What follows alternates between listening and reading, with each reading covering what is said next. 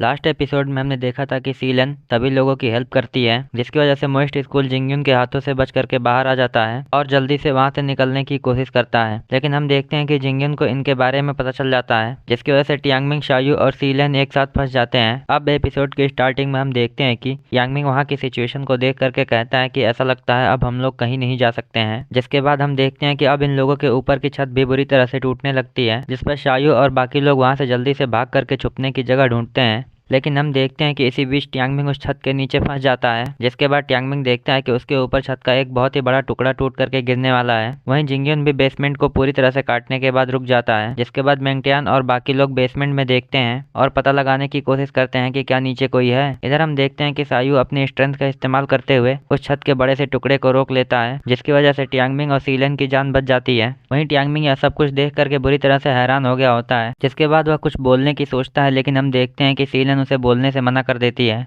तभी मेंगटियान कहता है कि मेरे ख्याल से जिसने भी इस सीक्रेट चैम्बर को बनाया होगा वह इसके ठीक नीचे तो छुपने की बिल्कुल भी नहीं सोचेगा। यह सुन करके जिंगयुन पूछता है कि जनरल मेंगटियान, आपका क्या मतलब है। तब मेंगटियान अपने सोल्जर्स को बुला करके उन्हें ऑर्डर देता है कि इस जगह को पूरी तरह से चेक करो और पता करो कि क्या यहाँ पर कोई सीक्रेट रास्ता है। तब हम देखते हैं कि यह सुनते ही सीलन, सायू और टियांगमिंग हैरान हो जाते हैं। तभी टियांगमिंग को गलती से खांसी आ जाती है, जिसकी आवाज सुन करके जिंगयुन कहता है ऐसा लगता है कि अभी भी नीचे कोई ऐसा है जो यहाँ से भाग नहीं पाया है। इस पर हम देखते हैं कि यह सुन करके टियांगमिंग सोचता है कि अब वह क्या करे, क्योंकि अब उसकी वजह से सभी लोग फंसने वाले हैं। इधर मेंगटियान अपने सोल्जर्स को ऊपर चारों तरफ लगा देता है, जिस पर जिंगयुन सबसे पहले अपने स्पिरिचुअल ब्लेड का एक अटैक नीचे लॉन्च करता है, जिससे किसी तरह से बच करके टियांगमिंग और सीलेन आगे बढ़ जाते हैं। वहीं उन्हें भागता हुआ देख करके जिंगयुन कहता है कि ऐसा लगता है कि अब वे लोग छुप नहीं सकते हैं। यह सुनते ही मेंगटियान अपने सोल्जर से नीचे तीरों की बरसात करवाने लगता है, जिस पर हम देखते हैं कि अब नीचे की हर एक जगह तीरों से भर चुकी होती है। इसलिए मेंगटियान अपने सोल्जर्स को नीचे जा करके ढूंढने के लिए ऑर्डर दे देता है। लेकिन हम देखते हैं कि इस पर जिंगयुन उन्हें अचानक से रोक देता है, जिस पर वे लोग नोटिस करते हैं कि अब वहाँ की जमीन हिलने लगी है। इसलिए यह सब कुछ होता हुआ देख करके जिंगयुन मेंगटियान को सावधान करता है। लेकिन तभी मेंगटियान देखता है कि मोइस्ट स्कूल का मैकेनिकल बीस्ट दहाड़ता हुआ बाहर निकलता है। इधर सभी लोग मिस रॉन्ग को लेकर के जल्दी से बाहर निकलने की कोशिश करते हैं। वहीं दूसरी तरफ जिंगयुन अकेले ही उस मैकेनिकल बीस्ट के अटैक को डिफेंड करता है, जिस पर हम देखते हैं कि यह मैकेनिकल बीस्ट जिंगयुन के लिए कुछ ज्यादा ही बड़ा होता है। तभी जिंगयुन नोटिस करता है कि टियांगमिंग, शायू और सीलन मैकेनिकल बीस्ट के कॉकपिट में बैठे होते हैं। वहीं टियांगमिंग जिंगयुन को देख करके चिल्लाता है कि आखिर में हम लोग किसका इंतजार कर रहे हैं, हमें तो यहाँ से चलना चाहिए। इस पर हम देखते हैं कि ये लोग अपने मैकेनिकल बीस्ट को लेकर के तबाही मचाते हुए आगे बढ़ जाते हैं, जिसकी वजह से मेंगटियान के कई सारे सोल्जर्स मारे जाते हैं। इधर हम देखते हैं कि उस मैकेनिकल बीस्ट को अकेले डिफेंड करने की वजह से जिंगयुन की हालत भी खराब हो गई होती है। इधर मास्टर जाओ याओ भी उस मैकेनिकल बीस्ट की आवाज सुन लेते हैं और कहते हैं कि आखिर में यह किसकी आवाज हो सकती है। तब गाओ जियानली उन्हें बताता है कि यह हमारे मोइस्ट स्कूल के मैकेनिकल बीस्ट व्हाइट टाइगर की आवाज है। वहीं दूसरी तरफ व्हाइट टाइगर को देख करके मेंगटियान कहता है हमें नहीं पता था कि मोइस्ट स्कूल ने यहाँ पर इतने पावरफुल मशीन को छुपा करके रखा है, जिन्हें मेरे ख्याल से हमारे सोल्जर्स नहीं रोक सकते हैं। वहीं टियांगमिंग मैकेनिकल बीस्ट के अंदर से हंसते हुए कहता है कि अब मैं तुम लोगों को बताऊंगा कि आखिर में मोइस्ट स्कूल क्या कर सकता है। जिसके बाद हम देखते हैं कि वह हंसते हुए मैकेनिकल बीस्ट से सभी सोल्जर्स को डराने लगता है। इधर मास्टर बेन सभी को बताते हैं कि हमारे लिए चिंता की बात यह है कि वह व्हाइट टाइगर नंबर 0 है। इस पर मास्टर जाओ याओ पूछते हैं कि आखिर में इसमें प्रॉब्लम की क्या बात है। तब मास्टर बेन बताते हैं कि नंबर 0 का व्हाइट टाइगर हमारे मोइस्ट स्कूल के फाउंडर के द्वारा बनाया गया पहला मैकेनिकल व्हाइट टाइगर है। इसी बीच हम देखते हैं टियांगमिंग अपनी बड़ाई करते हुए कहता है यहाँ पर ब्लेड मास्टर गाइनी का इकलौता सक्सेसर, मैनेजर डिंग की फैमिली के स्पेशल नाइफ टेक्निक का सक्सेसर और मोइस्ट स्कूल का करंट लीडर टियांगमिंग तुम लोगों के सामने है। लेकिन तभी मास्टर बेन बताते हैं कि इस मैकेनिकल टाइगर के अटैक बाकी मैकेनिकल बीस्ट के अटैक से कहीं ज्यादा पावरफुल है, लेकिन यह मॉडल बस हमारे लिए एक प्रोटोटाइप मॉडल था जिसमें कई सारी कमियां थी। वहीं दूसरी तरफ मेंगटियान के सोल्जर्स अपने तीरों का इस्तेमाल करके उस मैकेनिकल बीस्ट के ऊपर अटैक करते हैं। इधर मास्टर बेन अभी भी बता रहे होते हैं कि एक्चुअल में यह व्हाइट टाइगर जब से बना है तब से इसे किसी ने चलाया भी नहीं है। इधर शायू मेंगटियान के सोल्जर्स को अटैक करता हुआ देख करके कहता है हमें इन लोगों से लड़ते हुए यहाँ पर टाइम बेकार नहीं करना चाहिए, इसलिए हम लोगों को यहाँ से जल्दी निकलना चाहिए। उधर गाओ जियानली कहता है कि एक्चुअल में इस खतरनाक सिचुएशन में टियांगमिंग और शायू को उसी मैकेनिकल बीस्ट के ऊपर डिपेंड रहना होगा। तभी हम देखते हैं कि टियांगमिंग को उस मैकेनिकल बीस्ट को चलाने में मजा आ रहा होता है, लेकिन तभी शायू उससे कहता है कि आखिर में अब हमें यहाँ से चलना चाहिए। यह सुनते ही टियांगमिंग शायू से पूछता है कि क्यों ना हम लोग ब्लेड मास्टर गाइनी और बाकी लोगों को बचाने से पहले इन लोगों को अच्छी तरह से पीटते हैं। इसी बीच ये लोग सुनते हैं कि कोई वहाँ पर किन एम्पायर के सोल्जर्स के लिए एक हॉर्न बजा देता है। इधर टियांगमिंग यह सुन करके हंसते हुए कहता है ऐसा लगता है कि वे लोग डर गए हैं, पर शायू उसे बताता है कि किन एम्पायर के सोल्जर्स के लिए उस हॉर्न का मतलब है कि वे लोग दुश्मनों पर अटैक कर सकते हैं। इस पर हम देखते हैं कि इस हॉर्न के बजने के बाद किन एम्पायर के फ्लाइंग सोल्जर्स आ आ जाते हैं, जिन्हें देख करके टियांगमिंग कहता है क्या वे लोग पागल हो गए हैं, वे लोग हमारे मैकेनिकल बीस्ट के ऊपर उन छोटे फ्लाइंग सोल्जर से अटैक कर रहे हैं। लेकिन तभी शायू वहाँ पर अजीब सी आवाज को नोटिस करता है, जिस पर ऐसा लगता है कि इन लोगों के सामने कोई बहुत ही बड़ी चीज इन लोगों की तरफ बढ़ रही है। वहीं ब्लेड मास्टर गायनी भी नोटिस करके सबको बता देते हैं कि इन लोगों की तरफ भी कोई बहुत ही बड़ी चीज बढ़ रही है, इसलिए वे सभी लोग जल्दी से आगे बढ़ने लगते हैं। इधर बाहर टियांगमिंग देखता है कि सामने कोई बहुत ही बड़ी चीज सब कुछ तबाह करते हुए इन लोगों की तरफ बढ़ने लगी है। तभी डाओजी भी आगे बढ़ते हुए कहता है मुझे ऐसा क्यों लग रहा है कि यहाँ पर कुछ बुरा होने वाला है। तभी हम देखते हैं कि इन लोगों के सीक्रेट रास्ते के अंदर भी गोंगसू चाओ की फैमिली का एक बहुत ही बड़ा मैकेनिकल बीस्ट आ जाता है। उधर व्हाइट टाइगर के सामने भी एक बहुत ही बड़ा बीस्ट आ करके खड़ा हो जाता है, जिसे देख करके शायू और टियांगमिंग के साथ में बाकी लोग भी हैरान हो जाते हैं। लेकिन हम देखते हैं कि अचानक से गोंगसू चाओ के मैकेनिकल बीस्ट रुक जाते हैं, जिस पर टियांगमिंग पूछता है कि आखिर में ये कौन सी चीज है। इस पर मास्टर बेन बताते हैं कि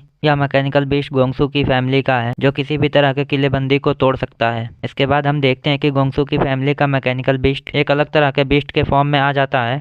तब हमें पता चलता है कि इसका नाम थर्ड डिगर है। वहीं देखने में ऐसा लगता है कि गोंगसू फैमिली का मैकेनिकल बीस्ट व्हाइट टाइगर से कहीं ज्यादा पावरफुल और भारी है। इधर यह सब कुछ देख करके मेंगटियान अपने सोल्जर्स के साथ में पीछे हट जाता है। अब हमारा सीन शिफ्ट होकर के डाओजी पर आता है, जो गोंगसू फैमिली के मैकेनिकल बीस्ट को देख करके भागते हुए कहता है मैंने तो अभी तक अपनी जिंदगी में कुछ भी नहीं देखा है। तब हम देखते हैं कि गोंगसू फैमिली का मैकेनिकल बीस्ट फुल स्पीड में इन लोगों के पीछे पड़ा होता है, जिस पर मास्टर बेन जल्दी से एक गेट को पार करके वहां के लीवर से उस गेट को बंद कर देते हैं। जिस पर हम देखते हैं कि उस गेट को बंद होता देख करके वह मैकेनिकल बीस्ट अपनी स्पीड बढ़ा करके उस गेट को पार करने की सोचता है, लेकिन लास्ट में वह ऐसा नहीं कर पाता है। यह देख करके टेची कहता है कि सच में यह मैकेनिकल बीस्ट तो बहुत ही पावरफुल है। इस पर मास्टर बेन बताते हैं कि एक्चुअल में गोंगसू फैमिली का यही मैकेनिकल बीस्ट किन एम्परर के लिए 6 राज्यों को जीतने में बहुत मदद किया है। इस पर डाओजी चैन की सांस लेते हुए कहता है अच्छी बात यह है कि हमारे बड़ऊ मास्टर बेन ने यहाँ पर एक गेट लगा रखा है, लेकिन हम देखते हैं कि अब वह मैकेनिकल बीस्ट उस गेट को तोड़ने की कोशिश करता है। जिस पर मास्टर बेन कहते हैं कि मेरे ख्याल से यह मैकेनिकल बीस्ट सब कुछ तबाह कर सकता है, इसलिए हमारा गेट बस उसे थोड़ी देर के लिए यहाँ पर रोक सकता है, न कि यह गेट उसे हमेशा के लिए रोक सकता है। यह सुनते ही डाओजी पूछता है कि आखिर में हम लोग यहाँ पर अब तक क्या कर रहे हैं, क्या हम लोग यहाँ पर किसी तरह के शो का इंतजार कर रहे हैं। इस पर मास्टर बेन उसे चिढ़ाते हुए कहते हैं कि शो तो एक्चुअल में स्टार्ट हो चुका है। उधर वह मैकेनिकल बीस्ट अपने मैकेनिकल ब्लेड्स का इस्तेमाल करके उस गेट को काटने की सोचता है। इधर बाहर भी व्हाइट टाइगर और वह मैकेनिकल बीस्ट एक दूसरे से फाइट करने के लिए रेडी होते हैं, जिस पर टियांगमिंग डरते हुए कहता है मेरे ख्याल से अब हम लोगों को पीछे हट जाना चाहिए। लेकिन तभी हम देखते हैं कि गोंगसू फैमिली का मैकेनिकल बीस्ट व्हाइट टाइगर के ऊपर अटैक कर देता है, जिसके बाद टियांगमिंग चिल्ला करके सायू से पूछता है कि आखिर में तुम किस चीज का इंतजार कर रहे थे। इस पर हम देखते हैं कि अब ये लोग व्हाइट टाइगर को लेकर के फाइट के लिए रेडी हो जाते हैं, जिसके बाद हम देखते हैं कि ये दोनों बीस्ट एक दूसरे के ऊपर अटैक करना स्टार्ट करते हैं, जिसमें गोंगसू फैमिली का मैकेनिकल बीस्ट व्हाइट टाइगर के ऊपर भारी पड़ रहा होता है। लेकिन हम देखते हैं व्हाइट टाइगर उस मैकेनिकल बीस्ट के अटैक को किसी तरह से डॉज करता हुआ आगे निकलता है, जिस पर गोंगसू फैमिली का मैकेनिकल बीस्ट अपने ब्लेड्स को बाहर निकाल करके उनके पीछे जाता है। वहीं जिंगयुन और मेंगटियान भी यह सब कुछ देख रहे होते हैं। तभी टियांगमिंग चिल्ला करके सायू को बताता है कि वह चीज फिर से एक बॉल की तरह कन्वर्ट हो गई है और अपने ब्लेड का इस्तेमाल कर रही है। यह सुन करके सीलन कहती है कि हम लोगों को जंगल की तरफ बढ़ना चाहिए, जिस पर हम देखते हैं कि अब ये लोग जंगल की तरफ बढ़ने लगते हैं। तभी टियांगमिंग देखता है कि गोंगसू फैमिली का मैकेनिकल बीस्ट एकदम उन लोगों के पास पहुंच गया है, जिस पर सायू किसी तरह से उस मैकेनिकल बीस्ट के अटैक को डॉज करता है। वहीं टियांगमिंग उस जगह को नोटिस करके बताता है कि अचानक से गोंगसू फैमिली का मैकेनिकल बीस्ट गायब हो गया है, जिस पर सायू चारों तरफ देख करके उस मैकेनिकल बीस्ट की पोजीशन को पता लगाने की कोशिश करता है। लेकिन हम देखते हैं कि अचानक से वह मैकेनिकल बीस्ट जमीन के अंदर से ठीक व्हाइट टाइगर के ऊपर अटैक कर देता है, जिस पर सायू व्हाइट टाइगर का इस्तेमाल करते हुए उस मैकेनिकल बीस्ट को एक जोरदार किक मारता है और किसी तरह से इस व्हाइट टाइगर को लेकर के वहां से निकलने की कोशिश करता है, जिस पर हम देखते हैं कि फिर से गोंगसू फैमिली का मैकेनिकल बीस्ट अपने ब्लेड्स को निकाल करके उनके पीछे पड़ जाता है।